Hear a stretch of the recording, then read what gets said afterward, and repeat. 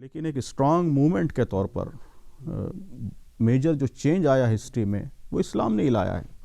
Equality جو پیدا کی دنیا بھر میں وہ اسلام نے پیدا کی ہے, اور بہت سے فنڈامنٹل رائٹس جو لوگوں کو ملے ہیں وہ اسلام نے دیے ہیں. تو اس لحاظ سے ہم ان ویلیوز کا فاؤنڈر اسلام کو مانتے ہیں.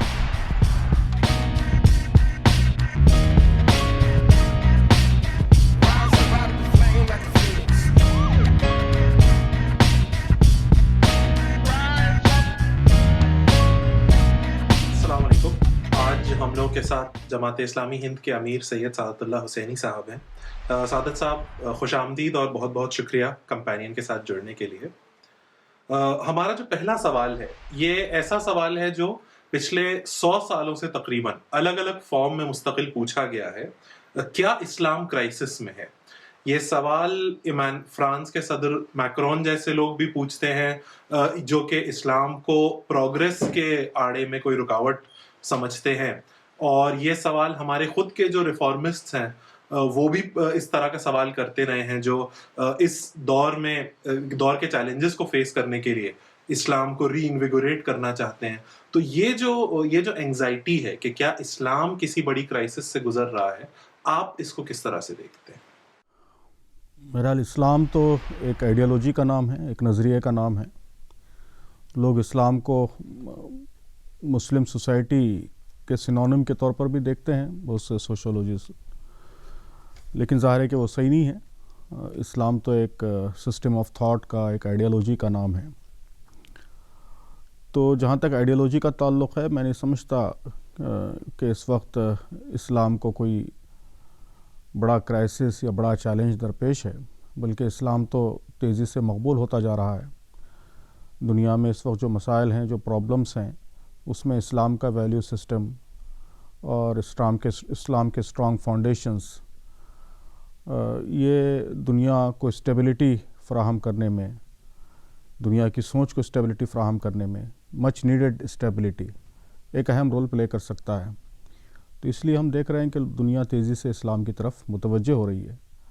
تو جہاں تک آئیڈیالوجی اور سسٹم آف تھاٹ کا تعلق ہے, یقیناً اس میں کوئی شبے کی بات نہیں ہے کہ اسلام اس وقت ایک بڑی قوت ہے, اور شاید 200-300 برس پہلے 200-300 سالوں میں اتنی بڑی قوت, نظریاتی قوت اسلام کبھی نہیں رہا جتنی آج ہے. البتہ مسلم سوسائٹی کی جب آپ بات کرتے ہیں تو یقیناً چیلنجز ہیں, بعض کرائسس بھی ہیں. اوورال پوری سوسائٹی کرائسس میں ہے ایسا کہنا بھی شاید صحیح نہیں ہوگا, لیکن بعض چیلنجز اور بعض کرائسس ہیں جن کو ایڈریس کرنے کی ضرورت ہے. پلورل سماج میں اسلام کو جس طرح لوگوں نے پیش کیا ہے اس کا ایک ماڈل ہم لوگ آج کل یورپین اور امریکن سوسائٹیز میں بھی دیکھ رہے ہیں, جہاں الگ الگ جگہ سے امیگرنٹ مسلمز گئے ہیں. ہمارے یہاں بھی اس کی کچھ کوششیں ہو رہی ہیں. آپ وہ جو ویسٹ میں کوششیں ہو رہی ہیں جس طرح کی, آپ اسے کیسے ایویلویٹ کرتے ہیں, اور کیا ہمارے ہندوستانی سماج کے لیے اس میں کچھ سبق لینے کی ضرورت ہے؟ دیکھیں, ویسٹ میں جو مسلمان گئے ہیں تو ویسٹ کے لیے تو یہ ایک پہلا ایکسپیرینس ہو سکتا ہے پلورل سوسائٹی کا, لیکن اسلامک ہسٹری پلورلزم کی ہسٹری ہے, اور ہر زمانے میں پلورل سوسائٹیز اسلامک ہسٹری میں رہی ہیں. تو اسلامی تاریخ اس لحاظ سے بہت مالا مال تاریخ ہے. خود نبی کریم صلی اللہ علیہ وسلم کے زمانے میں مدینے میں جب آپ صلی اللہ علیہ وسلم تشریف لے گئے تو آپ جانتے ہیں کہ وہاں مسلمان تھے, اور ان کے ساتھ یہودی تھے, عیسائی تھے, اہل کتاب, جن کے ساتھ آپ صلی اللہ علیہ وسلم نے باقاعدہ معاہدے کیے تھے. پھر اس کے ساتھ ساتھ بہت سے پولیتھسٹ مشرک ٹرائبس تھے آس پاس, ان سے بھی آپ نے معاہدے کیے تھے. تو مدینے کی سوسائٹی میں ہی آپ کو پلورلزم کا ایک نمونہ ملتا ہے, جہاں ایک سے زائد مذہب کے ماننے والے لوگ موجود ہیں. تو اسلام کی تاریخ بالکل ابتدا سے اس سلسلے میں کلیئر ماڈلز پیش کرتی ہے کہ پلورل سوسائٹی میں کیسے رہا جائے, دوسرے مذہب کے ماننے والوں کے ساتھ کس طریقے سے تعلق رکھا جائے. باقی پھر اس کے بعد کی جو 1400 سالہ تاریخ ہے, تو آگے تو پھر یہودیوں اور عیسائیوں کے ساتھ زورسٹرینز, پھر اس کے بعد ہندوز, پھر اس کے بعد افریقہ کے بہت سے لوکل جو ریلیجنس ہیں, فوک ریلیجنس ہیں, وہ سب مسلم سوسائٹی کا پارٹ بنے.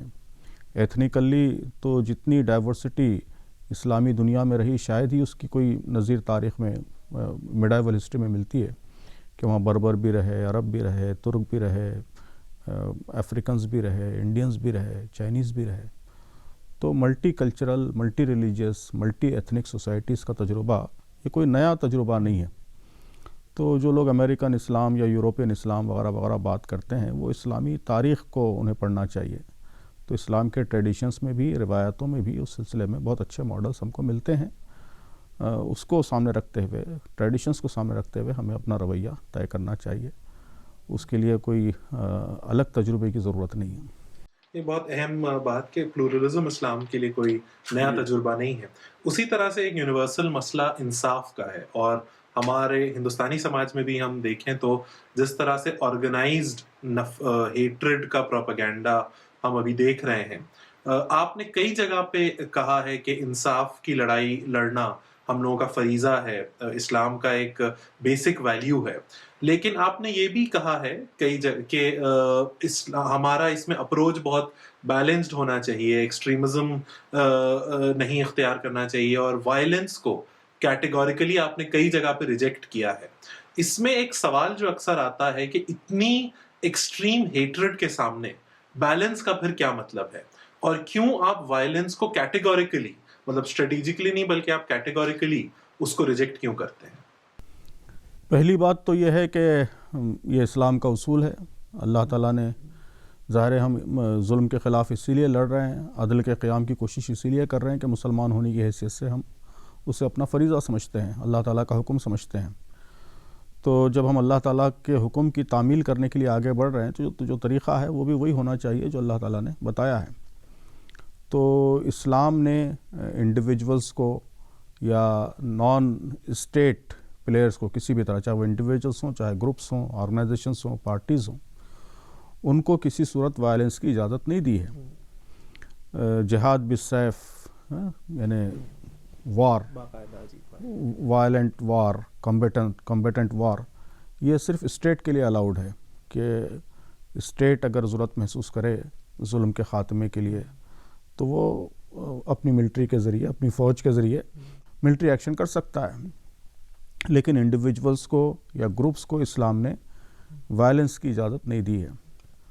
تو راستہ یہی ہے کہ ہم نان وائلنٹ طریقے سے پروٹیسٹ کے ذریعے, جو کچھ آپشنس اویلیبل ہیں اس کے ذریعے, اور سب سے امپورٹنٹ یہ ہے کہ لوگوں کا ذہن بنا کر اور پبلک اوپینین کو بدل کر ہم ظلم کے خاتمے کی کوشش کریں. تو یہ پہلی بات ہے. اور دوسری بات یہ ہے کہ تجربے سے بھی یہ بات ثابت ہوتی ہے کہ جب تک ظلم کے خلاف آپ کی جد و جہد پیسفل رہتی ہے وہ اس کے کامیابی کے چانسز زیادہ رہتے ہیں.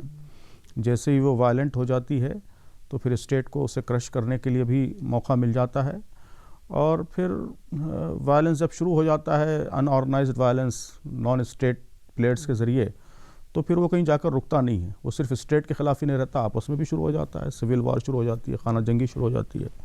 ریسنٹ ہسٹری آپ دیکھ لیجئے 2-3 ڈیکیڈز کی, کہ جہاں بھی لوگوں نے وائلنس کا راستہ اختیار کیا وہ کامیاب نہیں ہوئے, اور پھر الٹیمیٹلی وہ ٹرن ہوا سول وار کی طرف, آپس میں لڑنے لگے. سوسائٹی کو ظلم سے زیادہ نقصان ظلم کے خلاف لڑنے والوں کے وائلنس سے پہنچنے لگا. تو ظاہر ہے اس کا کوئی فائدہ نہیں ہے. تو لاجیکلی بھی یہی بات سمجھ میں آتی ہے, اور ٹیکسٹ بھی یہی بتاتا ہے, قرآن حدیث بھی یہی بتاتے ہیں کہ ہماری جو جد و جہد ہے ظلم کے خلاف لڑائی ہے وہ پیسفل ہونی چاہیے. لیکن اس میں جو پھر آپ بیلنس کی بات کرتے ہیں, خاص کر کے جو ایکسٹریم ہیٹرڈ ہے جو کہ وائلنس میں بھی نکل کے آ رہا ہے, لنچنگز ہو رہی ہیں بہت سے, اور ایک سٹیٹسٹک یہ ہے کہ ہر تیسرے دن کم سے کم ایک اینٹی مسلم ہیٹ کرائم ہوتا ہے. تو اس طرح کے سینیریو میں پھر آپ جب بیلنس کی بات کرتے ہیں تو اس بیلنس سے ہمیں کیا مفہوم لینا چاہیے, وہ بیلنسڈ اپروچ پھر کیا ہوگی؟ بیلنس یہی ہے کہ آپ پیسفل طریقے سے جد و جہد کریں, پیسفل طریقے سے ریسنٹ کریں. کوئی آپ پر اٹیک کرتا ہے تو انڈیویجولی مجھے اپنے آپ کو ڈیفینڈ کرنے کا رائٹ حاصل ہے, یہ قانون بھی دیتا ہے, دنیا کا ہر قانون دیتا ہے, ہمارے ملک کا قانون بھی دیتا ہے یہ رائٹ, کہ مجھے اپنے آپ کو بچانے کے لیے اور اپنی فیملی کو بچانے کے لیے میں روک سکتا ہوں. اس کو طریقہ سیلف ڈیفenس کا کے جو بھی مینس اویلیبل ہیں اس کو اختیار کر سکتا ہوں. لیکن وائلنس ایز اے ٹول اور وائلنس کے جواب میں کاؤنٹر وائلنس, یہ ظاہر ہے کہ یہ صحیح نہیں ہے, یہ نقصان دہ ہے. اس کا شارٹ ٹرم پرووک ہو کے آدمی اس راستے پر چل پڑتا ہے، لیکن جو الٹیمیٹ رزلٹ ہے وہ پوری سوسائٹی کے لیے اور خود جو آپریسڈ کمیونٹی ہے اس کے لیے یہ بہت نقصان دہ ہوتا ہے. تو تاریخ یہ بتاتی ہے، تو اس لیے اس کو غلط سمجھا گیا ہے، غلط میں نے قرار دیا ہے. اور اس کے ساتھ ساتھ جس ایکسٹریمزم کی بات ہم کرتے ہیں وہ یہ ہے کہ ہمارا جو ریئیکشن ہے یا جو کچھ ملک میں ہو رہا ہے، نفرت پھیل رہی ہے، ظلم ہو رہا ہے، تو اس کے مقابلے میں اس کا ہمارا جو رد عمل ہے، ریئیکشن ہے، وہ ٹوٹلی ریئیکشنری نہیں ہونا چاہیے، سینٹیمنٹل نہیں ہونا چاہیے، لاجیکل ہونا چاہیے. نفرت پھیلائی جا رہی ہے تو آپ بھی جواب میں نفرت پھیلائیں. کسی کمیونٹی کے کچھ لوگوں نے ظلم کیا ہے تو آپ پوری کمیونٹی کو خسروار سمجھنے لگیں، پوری کمیونٹی کو اپنا دشمن سمجھنے لگیں، اس میں آپ کوئی خیر نہ دیکھیں. کسی نے ظلم کیا ہے تو اس پوری کمیونٹی میں آپ کوئی خیر، کوئی بھلائی نہ دیکھنے لگیں. جنرلائز کر کے حکومت نے کچھ غلط کیا ہے تو حکومت کی اچھی باتوں کو بھی آپ تسلیم کرنے کے لیے تیار نہ ہوں، اس کو مکمل شر سمجھنے لگیں.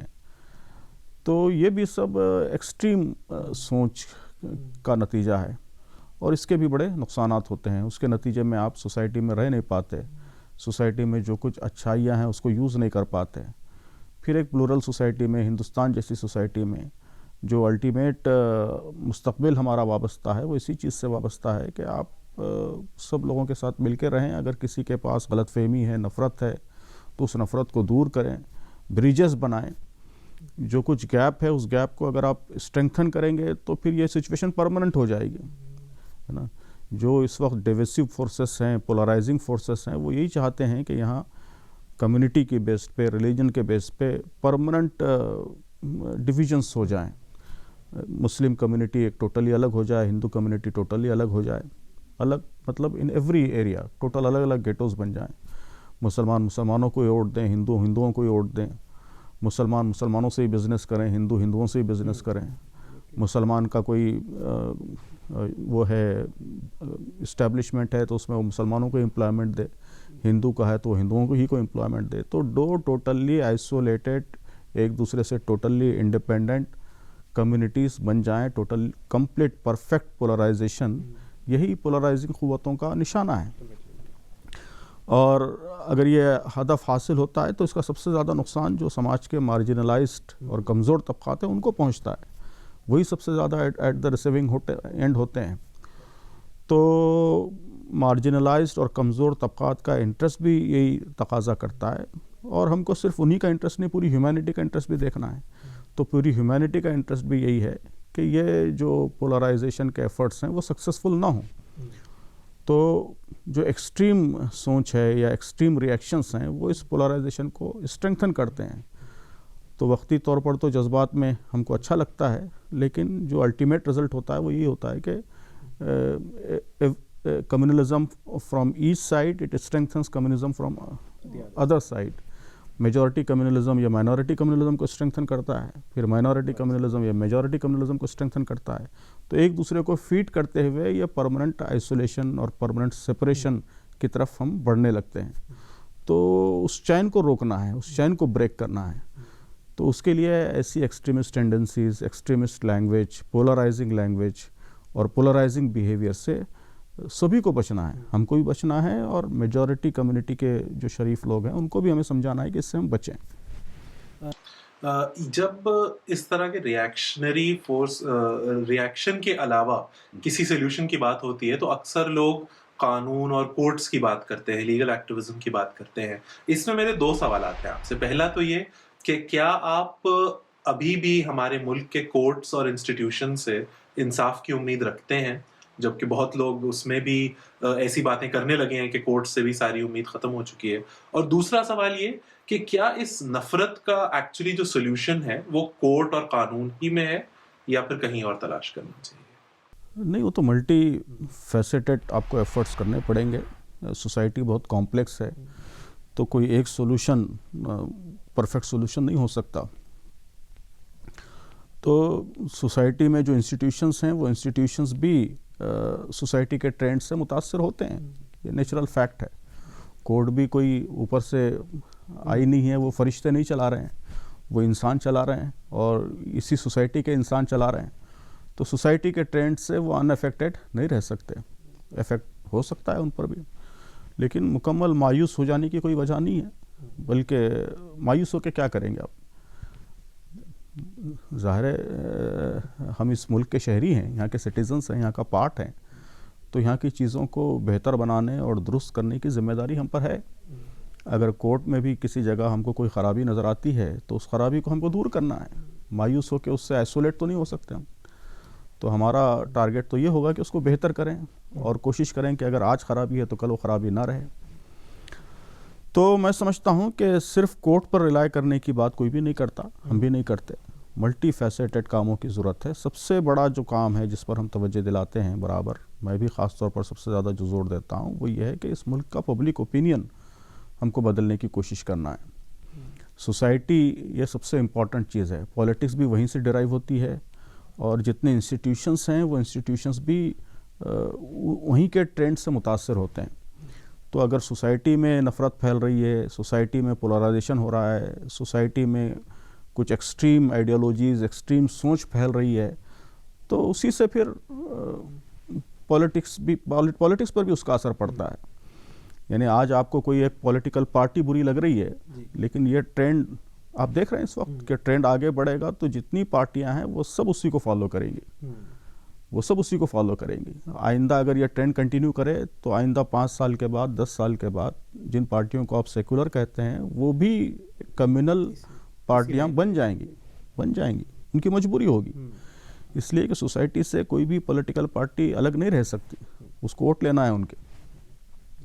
اور اسی طرح سارے انسٹیٹیوشنز، بیوروکریسی ہے اور جوڈیشری ہے، وہ بھی ان سے ان افیکٹڈ نہیں رہ سکتے. تو سب سے امپورٹنٹ چیز سوسائٹی اور سوسائٹی کے ٹرینڈز اور سوسائٹی کی سوچ ہے، اس کو ایڈریس کرنے کی ضرورت ہے. لانگ ٹرم ایفرٹس ہے، کنسسٹنٹ ایفرٹس اس کے لیے درکار ہیں کہ آپ لوگوں سے ملیں، جو دوریاں پیدا ہو گئی ہیں اس کو ختم کریں، ان کے ذہنوں کو ایڈریس کریں، ان کی سوچ کو ایڈریس کریں، اور پبلک اوپینین کو صحیح ڈائریکشن میں آگے لے کر جائیں. تو اسی سے پھر ہر چیز بدلے گی، پولیٹکس بھی بدلے گی اور جوڈیشری، ہر چیز پر اس کا اثر پڑے گا. آپ نے کہا کہ اگر یہی ٹرینڈ چلتا رہا تو 5-10 سال میں جو سیکولر پارٹیز ہم کہتے ہیں وہ بھی شاید کمیونل پارٹیز ہی بن جائے. لیکن ساتھ میں ایک جگہ پہ آپ نے یہ بھی لکھا ہے کہ جو فاشزم اور ہیٹ کی جو آئیڈیولوجیکل بنیاد ہے وہ ہندوستانی سماج میں بہت کمزور ہے اور زیادہ دن نہیں ٹک. تو یہ کہنے کا آپ کو کیوں لگتا ہے کہ یہ، جبکہ چاروں طرف لگ رہا ہے کہ سب کچھ اسی ہندوتوا آئیڈیالوجی میں کنورٹ ہوتا جا رہا ہے، تو آپ کو کیوں لگتا ہے کہ ان کی آئیڈیولوجیکل بنیاد سماج میں بہت کمزور ہے؟ اس لیے کہ سوسائٹی جو ہے بہت ہی multi cultural, multi ethnic society ہے. کوئی ایک چیز بھی کامن نہیں ہے نا. فاشزم کو تھرائیو کرنے کے لیے کچھ کامن فاؤنڈیشن چاہیے، کچھ کامن بنیادیں چاہیے جس کو لے کر وہ لوگوں کو جوڑیں اور پھر ان کی سپریمیسی کا خواب ان کو دکھائیں. تو جو کامن بنیادیں تلاش کی گئی ہیں یہاں پر وہ بہت ہی کمزور ہیں، وہ ہے نہیں کامن بنیادیں. مذہب تو کوئی ایک مذہب ہے نہیں، کئی مذاہب ہیں. لینگویج بھی ایک نہیں ہے، کلچرل ٹریڈیشنس ایک نہیں ہیں، اور انٹرسٹ ایک نہیں ہے. انٹرسٹ بھی فرق ہے، ڈیولپمنٹل لیولز الگ الگ ہیں، اکنامی الگ الگ ہے، سچویشنز ٹوٹلی الگ الگ ہیں. تو اس لیے انہوں نے بہت ہی عارضی بنیاد مسلم دشمنی کی اختیار کی ہے. لیکن یہ نگیٹو بنیاد بہت دنوں تک چل نہیں سکتی. لوگوں کو 1 سال 2 سال کچھ سال چلے گی ہے، اس کے بعد لوگوں کو ریئلائز کرنا پڑے گا، ریئلائزیشن ہوگا کہ اس میں ہمارا کوئی پازیٹیو انٹرسٹ نہیں ہے. ظاہر ہے اب 5000 سالہ غلامی کا بدلہ لینا ہے اور یہ ہے، یہ تو ایک جذباتی نعرے ہیں. چند دنوں تک آدمی غصے میں رہ سکتا ہے نا. آپ کو غصہ آتا ہے کتنی دیر کے لیے آتا ہے؟ تھوڑی دیر کے لیے آتا ہے، پھر جیسے ہی غصہ ختم ہوتا ہے تو نارمل ہو جاتے ہیں آپ. تو سوسائٹیز کا بھی ایسے ہی ہوتا ہے کہ اگر آپ صرف جذبات میں لا کر اور غصے میں لا کر کچھ کرانا چاہتے ہیں تو that thing is always temporary. لیکن بہرحال ہم کو کوشش بھی کرنا پڑے گا. اس کا مطلب یہ نہیں ہے کہ ہم خاموش ہو جائیں اور انتظار کریں کہ ختم ہو خود ہی. آپ کوشش نہیں کریں گے تو پھر ان نیچرل چیزیں بھی اسٹیبل ہو جاتی ہیں. تو کوشش کرنے کی ضرورت ہے، اس ٹرینڈ کو پلٹانے کی ضرورت ہے. میں جب یہ کہتا ہوں کہ یہ ٹیمپرری ہے تو اس کا مطلب یہ ہے کہ اگر ہم کوشش کریں تو اس کو بدلا جا سکتا ہے. اگر ہم محنت کریں گے، کوشش کریں گے تو یہ ٹرینڈ چینج کیا جا سکتا ہے. یہ مراد ہے. ہم خاموش بیٹھیں اور انتظار کریں بدلنے کی، یہ مراد نہیں ہے. ایک سوال یہی اسی سے کنیکٹڈ جو ہے، جو اکثر الزام مسلمانوں پہ ہم پہ لگتا ہے کہ آپ جب مائنورٹی میں ہوتے ہیں اور کمزور ہوتے ہیں تو آپ انصاف کی بات کرتے ہیں، ہیومن رائٹس کی، ڈیموکریٹک انسٹیٹیوشنز، ویلیوز کی بات کرتے ہیں. لیکن جہاں مسلمان میجورٹی میں آتے ہیں پھر وہ ڈیموکریٹک بھی نہیں رہتے نیسیسریلی، یا پھر وہاں پہ پھر وہ مائنورٹی رائٹس کی بھی وہ گفتگو نہیں رہتی. تو اس کو آپ کیا صحیح سمجھتے ہیں؟ اور پھر ڈیفینیٹ جو کیٹیگوریکل سوال ہے کہ کیا ڈیموکریٹک ویلیوز، کوئی ایک سسٹم کی میں بات نہیں کر رہا، یہ پارلیمنٹری، پریزیڈینشل وغیرہ وغیرہ، لیکن ڈیموکریسی کا جو پرنسپل ہے اس کو کیا ہم صرف ایک اسٹریٹجی کے طور پہ یا ایک معاہدے کے طور پہ لیتے ہیں، یا وہ ایک اسلامک ویلیو ہے جو ڈیموکریٹک ویلیو یا پرنسپل ہے؟ جی، میں تو سمجھتا ہوں کہ اسلامک ویلیو ہے. ظاہر ہے ڈیموکریسی تو کئی معنوں میں یہ چیز بولی جاتی ہے.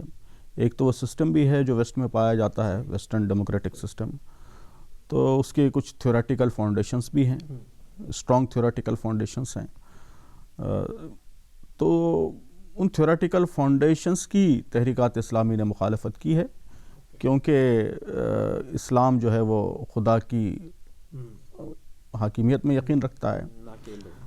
تو جو ماڈرن ویسٹرن ڈیموکریسی ہے اس کا بہت ہی اسٹرانگ لنکیج سیکولرزم کے ساتھ ہے، جو ریلیجن کو بہت ہی کنفائن کرنا چاہتی ہے، صرف پرائیویٹ لائف تک کنفائن کرنا چاہتا ہے.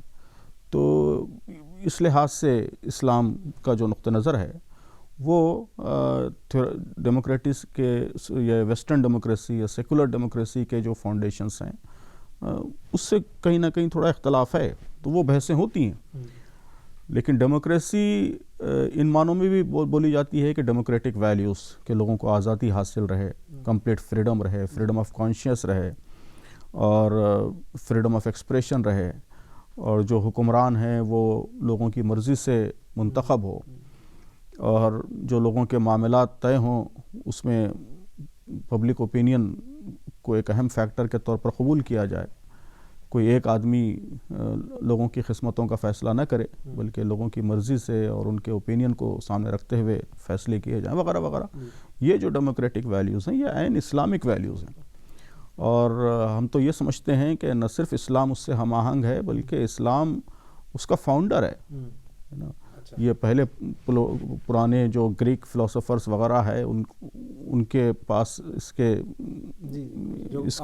کچھ سمبولز ملتے ہیں، کچھ شواہد ملتے ہیں، ہو سکتا رہا ہوگا.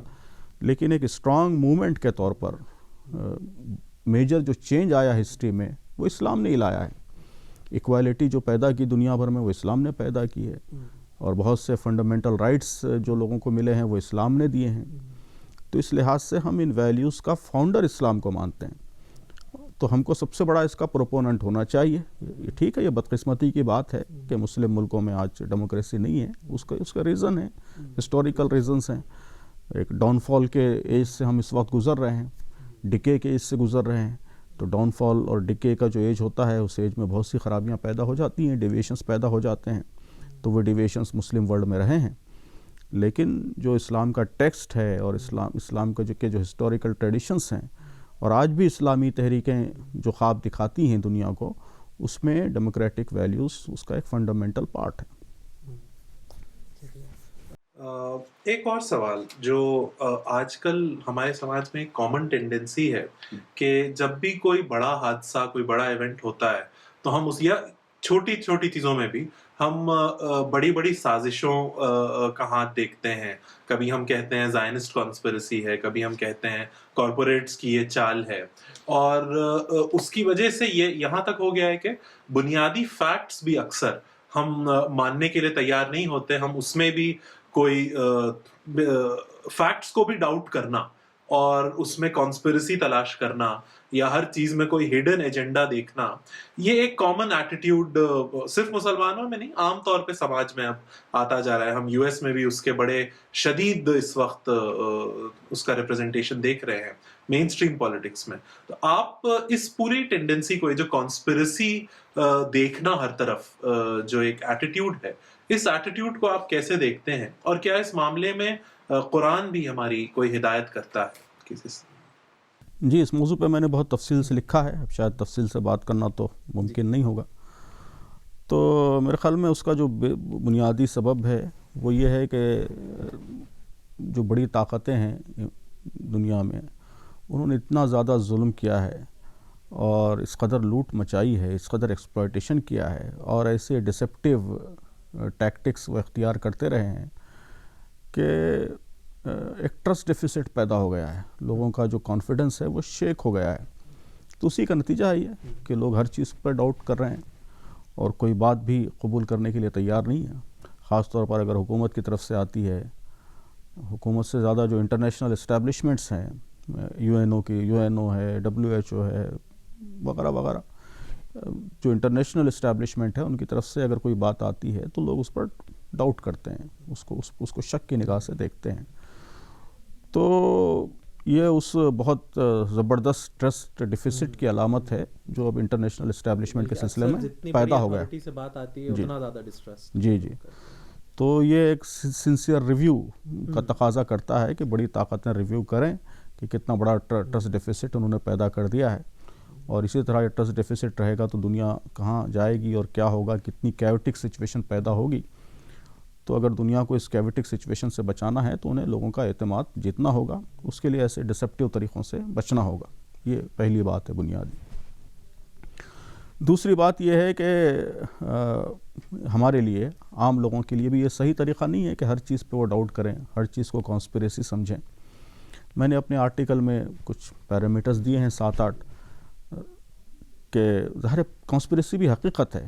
یعنی یہ ایسا نہیں ہے کہ ہر چیز جو ہے وہ غلط ہے، لوگوں کا ہر ڈاؤٹ غلط ہے. کانسپریسی حقیقت ہے، بڑی بڑی کانسپریسیز ہوئی ہیں، اور کئی کانسپریسیز تو اب ثابت ہو گئی ہیں.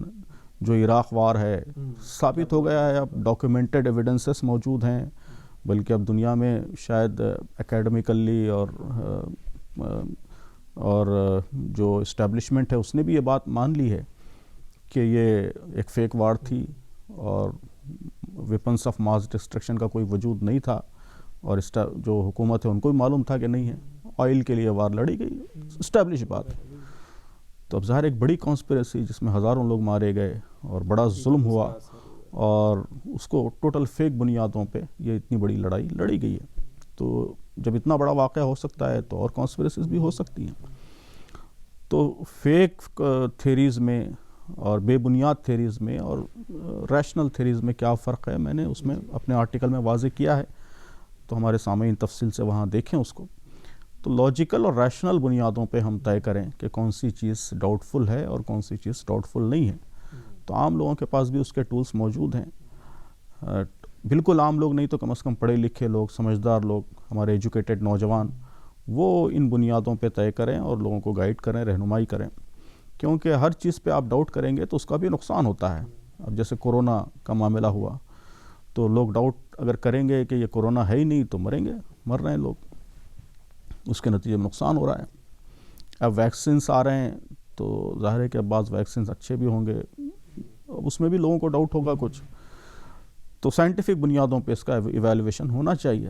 لیکن اب سارے ویکسینس پہ سب لوگ ڈاؤٹ کرنے لگیں گے تو پھر اس بیماری کی روک تھام مشکل ہو جائے گی، تو نقصان ہوگا شدید. تو اس لیے پڑھے لکھے لوگوں کی یہ ذمہ داری ہے کہ وہ سائنٹیفک بنیادوں پر ایسی تھیریز کا اور ایسے ڈاؤٹس کا ایویلویشن کریں اور خود بھی انلائٹن رہیں، لوگوں کو بھی انلائٹن کرنے کی کوشش کریں. یہ دوسری بات ہے. آپ نے قرآن و حدیث کی رہنمائی کی بات کہی ہے، تو میں سمجھتا ہوں کہ سب سے بنیادی اصول یہ ہے کہ کوئی ایسا پلاٹ یا ایسی سازش جس کے نتیجے میں ساری دنیا معطل ہو کر رہ جائے، ساری دنیا بے بس ہو کر رہ جائے، یہ اللہ تعالیٰ کی سنت کے خلاف بات ہے. سازشیں ہو سکتی ہیں، اس سے کچھ لوگ متاثر ہو سکتے ہیں، وقتی طور پر کچھ اثر پڑ سکتا ہے، لیکن اللہ تعالیٰ نے اس دنیا میں ایسا نظام بنایا ہے کہ ایک کی شرارت کا دفاع وہ دوسرے سے کرتا ہے. قرآن میں اس کے سلسلے میں واضح بات موجود ہے. تو اس لیے اگر کچھ لوگ سازش کرتے ہیں تو کچھ دوسرے لوگ ان کے خلاف کھڑے ہو جاتے ہیں اور وہ بیلنس ہو جاتا ہے الٹیمیٹلی. تو وقتی طور پر تو سازشیں کامیاب ہو سکتی ہیں، لیکن پرماننٹ لانگ ٹرم اور خاص طور پر ایسی سازش جو ساری دنیا کو معطل کر کے رکھ دے، ساری دنیا کو بے بس کر کے رکھ دے، تو یہ ممکن نہیں ہے. یہ تو خدا بنا دینا ہے نا. لوگ کہتے ہیں کہ بھئی یہاں چھوٹا حادثہ بھی ہوا تو اس کے لیے فلاں یہودی ذمہ دار ہے، یہ ذمہ دار ہے، ہر چھوٹے بڑے واقعے کے لیے. تو یہ تو یہودی کو خدا بنا دینا ہے. تو دنیا میں جو شرپسند لوگ ہیں وہ بھی کمزور لوگ ہیں، وہ بھی خدا کے سامنے بے بس ہیں. اللہ تعالیٰ ایک حد تک ان کو مہلت دیتا ہے، ان کو لامحدود طاقت نہیں دے دیتا. ہمارا آخری سوال، ہم نے آج بہت ساری بات کی انصاف کی لڑائی کے بارے میں اور بیلنسڈ اپروچ وغیرہ کے بارے میں. اس میں آپ نے ایک کافی صبر کے بارے میں اور توکل کے بارے میں بہت سی چیزیں لکھی ہیں، اور اس میں جو خدشہ ہوتا ہے اکثر صبر اور حکمت کو پیسیفزم یا ان ایکٹیویٹی کا بہانہ بھی لے لیا جاتا ہے. آپ نے خاص کر کے یہ بھی لکھا ہے کہ صبر کا مطلب پیسیفزم نہیں ہے یا مسئلوں سے دور بھاگنا نہیں ہے، ان پہ خاموش رہنا نہیں ہے، بلکہ پرو ایکٹیو بیہیویئر یا اس کی آپ نے تعویل کی ہے. تو یہ کیا وہ پرو ایکٹیو بیہیویئر ہے جو صبر جس کو کہا جائے گا یا جو صبر کے تقاضے پر پورا اترے گا؟ جی، تو میں نے کوشش کی ہے صبر اور توکل کا جو فلسفہ ہم کو پرانے کلاسکس میں ملتا ہے تو اس کو جدید حالات پہ اپلائی کرنے کی کوشش کی ہے. اور میں سمجھتا ہوں کہ اس وقت جن مشکلات سے ہم دوچار ہیں، گزر رہے ہیں، ان میں یہ صبر اور توکل کے فلسفیز، اس کے فلسفے ہم کو بڑی قوت بھی فراہم کرتے ہیں، ٹھوس رہنمائی بھی فراہم کرتے ہیں. تو صبر کا مطلب ہے اپنے ایموشنز پر کنٹرول، بلکہ اور زیادہ بہتر لینگویج میں اگر میں کہوں تو ایموشنز پر وزڈم کا کنٹرول. تو ایموشنز اگر بے قابو ہو جائیں اور ایموشنز آدمی کے کنٹرول سے باہر ہو جائیں اور اس پر ہماری عقل کا، وزڈم کا کنٹرول نہ رہے تو وہ بے صبری ہے، اور وزڈم کا کنٹرول رہے تو وہ صبر ہے. تو اب ایموشنز کئی طرح کے ہو سکتے ہیں. کسی نے آپ کو گالی دی تو آپ کو غصہ آ گیا، تو غصہ آنا فطری ہے.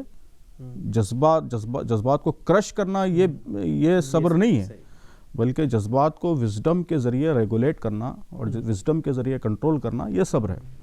تو غصہ آنا چاہیے. غصہ نہیں آئے گا تو پھر آپ نرم نوالا بن جائیں گے. غصہ آنا چاہیے، لیکن اس غصے کا اظہار کیسے ہو یہ آپ کی عقل کو طے کرنا چاہیے، آپ کے جذبات کو طے نہیں کرنا چاہیے.